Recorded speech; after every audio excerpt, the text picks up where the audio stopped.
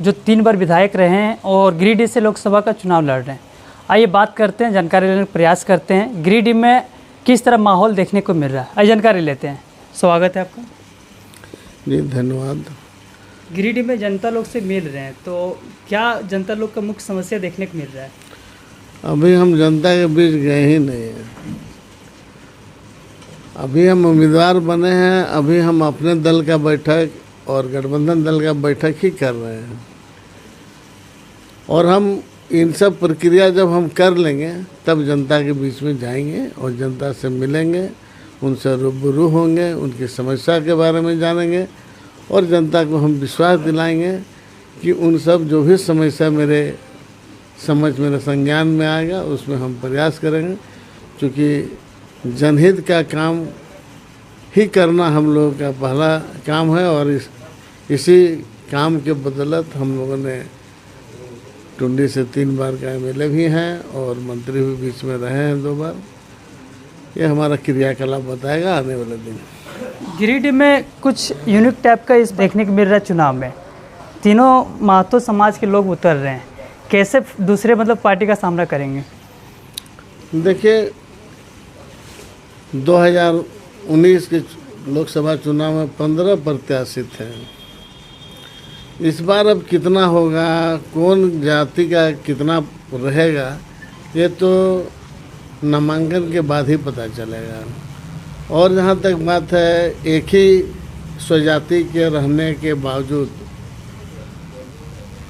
जनता को मतदान करना है। जनता उस पर अपना जिनको भी पसंद करेगा उनको चुनेगा, उनका क्रियाकलाप होगा, तो जनता ही सर्वोपरि होता है चुनाव।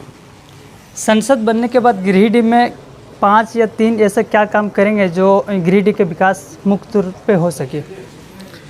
देखिए हम तो 5 ऐसा काम हम करेंगे जो गिरिडीह में काम, जैसे शिक्षा के क्षेत्र में अगर जो जिस चीज़ की कमी है उसको करेंगे। रेल को संबंध में जो चीज़ जो है जो केंद्र सरकार के जरिए होगा उस पर भी हम प्रयास करेंगे, उसको भी करने के लिए। और स्वास्थ्य के लिए भी हम काम करेंगे कि हमारे गिरिडीह में क्या खामियां हैं स्वास्थ्य में, वैसे वैसे योजना को हम धरातल में उतारेंगे। सभी के दावे, सभी के वादे हैं। बिना किसी लाग लपेट के सीधा सवाल, गिरिडीह को आपसे क्या मिलेगा? देखिए गिरिडीह की जनता से आपके लोगों के चैनल के माध्यम से ये हम बताना चाहते हैं कि अगर गिरिडीह से हम निर्वाचित होते हैं तो सबसे पहले गिरिडीह में सबसे ज़्यादा क्षेत्रों में जितना विधानसभा है सबसे ज़्यादा महत्वपूर्ण है बेरोजगारी। और यहाँ से काफ़ी संख्या में लोग दूसरे प्रांत में पलायन भी करते हैं। ऐसे परिस्थिति को हम रोकना चाहेंगे कि बेरोजगार जो हो पलायन नहीं हो, उसको इसी धरती में, इसी मिट्टी में, गिरिडीह के ही क्षेत्र में उसको रोजगार मिले, ये मेरा पहला प्राथमिकता होगा। क्या रूट चार्ट क्या है, कैसे रोजगार? देखिए इसको रोकने का ऐसे माननीय हेमंत सोरेन सरकार ने भी एक एक्ट लाया है जिसमें 75% जो है कोई भी कल कारखाना उद्योग अगर औद्योगिक क्षेत्र भी है तो वहाँ 75% जो है यही का आदमी को नौकरी मिलेगा। दूसरा है कि कौशल विकास से भी हम लोगों को रोजगार दे सकते हैं। अगर हम लोगों ने शिक्षित महिला हो चाहे पुरुष हो, उसको अगर हम प्रशिक्षण दें और यदि कौशल विकास में लाएं तो रोज़ वो प्रशिक्षण लेके रोज़ भी वो रोजगार कर सकता है। और ऐसे हम टुंडी में मॉडल के रूप में अभी एग्रीकल्चर को भी हमने 100 एकड़ से बेसी ज़मीन पर बांस का खेती और उसमें ओल का खेती भी हम लोग करा रहे हैं। और हेल्प हम लोगों ने टाटा स्टील फाउंडेशन से ले रहे हैं, जिसमें पानी की व्यवस्था जैसे कुआं, तालाब, डिप बोरिंग आदि करा रहे हैं। और उसको मॉडल के रूप में हम लोग देने जा रहे हैं कि जो बेकार पड़े बंजर ज़मीन है उसको हम उपयोग में ला सकते हैं। तो इन सब चीज़ों से हम उसको पलायन को रोक सकते हैं। और जब घर में ही उसको रोजगार मिल जाएगा तो लोग पलायन नहीं करेंगे। स्वाभाविक रूप से गिरिडीह पारसनाथ हो गया, या यहाँ इंडस्ट्रियल हब है, इसके बावजूद भी कम्युनिकेशन का बड़ा साधन मतलब अभाव है, यहाँ पे आने जाने का अभाव है। ऐसे में ये टापू की तरह हो जाता है रात के बाद।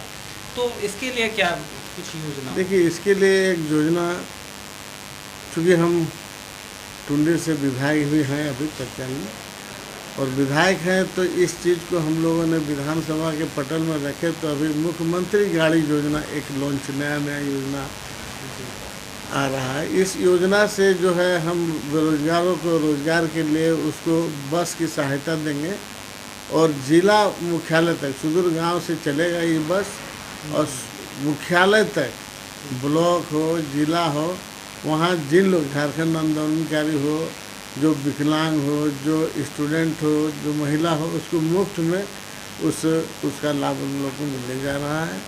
तो इन सब योजना को हम लोग ज़मीन तक उतारने का पूरा गिरिडीह में प्रयास हो रहे हैं। चूँकि अब तक आपका दायरा छोटा था, आप टुंडी के विधायक थे, एक टुंडी कंस्टिट्यूएंसी है, लेकिन लोकसभा काफ़ी बड़ा है, इसका दायरा काफ़ी व्यापक हो गया है, तो समस्याएं भी स्वाभाविक रूप से व्यापक रूप से आएंगी आपके सामने, तो बड़ी चुनौती होगी। कैसे इसको देखें? देखिए, हम लोग जब इसी काम को कर रहे हैं, आज छोटे दायरे में छोटे हैं, तो पहले हम लोग तो पंचायत से शुरू किए थे, प्रखंड स्तर में फिर आए, फिर जिला स्तर में आए, फिर परिस्थिति बदला, फिर विधायक बने, फिर मंत्री भी बने, और आज इंडिया गठबंधन का झारखंड मुक्ति मोर्चा ने उम्मीदवार बनाया है लोकसभा में।